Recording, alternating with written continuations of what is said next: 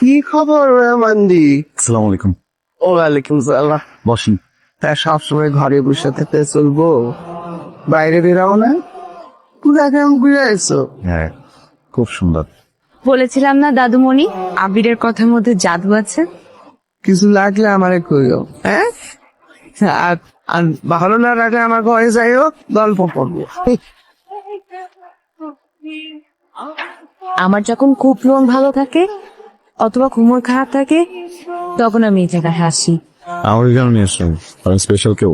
আমার ছোট দিদি, ওনাকে কখনো দেখি নাই আমি, কিন্তু শুনেছি অনেক ভালো ছিল, সবার অনেক যত্ন করতো, পরিবারের সবাইকে অনেক ভালোবাসতো, আদর করতো, অনেক অনেক যত্ন করে রাখ। আমার মাত্র মেয়ে খুব লক্ষ্যে ছিল, স্বাধীন চেতা, পড়াশোনায় মেধাবী, ভালোবাসছিল। আমাদের পাশের গ্রামের এক ছেলেকে ভালোবাসা ভুল না। আবির আপনাকে নানু বলে ডাকলো? পাগল ছেলে। ও আমারে বলছিল যে ওর মা ছাড়া কেউ নাকি নাই তার জীবনে, দিদা নাই, নানু নাই, দাদু নানুর আদর পায়নি, চোখেই দেখেনি। আমি বলছি ঠিক আছে, আমারে নানু বলে দেখো। দাদুমণি, উপি নাকি দেখতে অনেক সুন্দর ছিল। হ্যাঁ, একদম তোর মতো সুন্দর ছিল। আমার বলি না। আরে ভাই, বইটা আমার। আরে আল্লাহ, করবো, আপনি উত্তর দিবেন। আর জাস্ট কয়েকটা ছবি নিন, জাস্ট কয়েকটা প্রশ্ন করবো, করতে পারি? আচ্ছা করেন।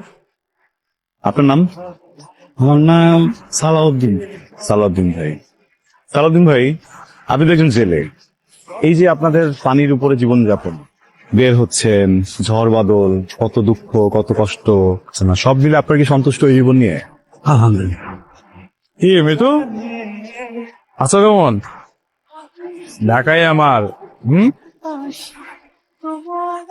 ঢাকায় আমার লয়ে ঘুরতে খুব মজা লাগে। এগুলো কত বলবি না আমিরা। আর ইলেকশনে এত বাজে ভাবে হারার পরে সরকার বাড়ির কাউকে চেহারা দেখাতে তোর লজ্জা লাগে না? চল এখান থেকে, চলো।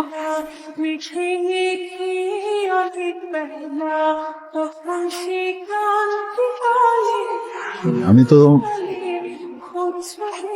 মা, আমি তো পরে ফোন দিই। হ্যাঁ, লাভ ইউ মা। দরকার ছিল কথা বলতে পারতে, নাকি আমার সাথে কথা বললো অন্য কিছু করে?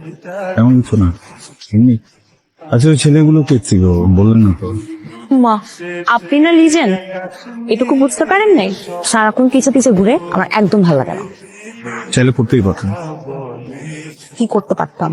রিলেশন, নিজের যখন গাই ভালোই মনে হলো, সেগুলো কি সুন্দর, লাইটটাও সুন্দর। শিয়ালও তো দেখতে সুন্দর, তাই না? আপনি সিরিয়াস হয়ে গেলেন? খান ছিল। দেয় আরে আজব,